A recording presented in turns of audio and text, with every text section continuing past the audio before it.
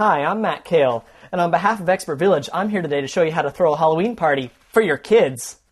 With all the concerns about sugary candies and children eating too much bad stuff, upset stomachs, and of course the concern about obesity, there's another option than to give out traditional Halloween candy. You can just try and get rid of a lot of that and go with some more traditional treats. This is a caramel apple.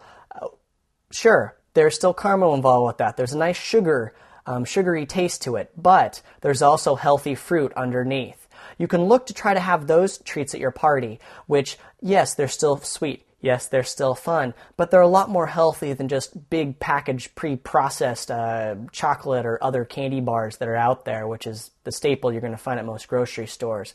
A lot of grocery store bakeries will have more healthy treats, at least relatively speaking. You can also consider making some home-baked goods. This is another fun activity you can do with your own children, showing them some baking, because homemade pumpkin pie, pumpkin cupcakes, anything more than likely that you're going to be making at your home baked, is going to be more healthy than the processed candy you get at the store.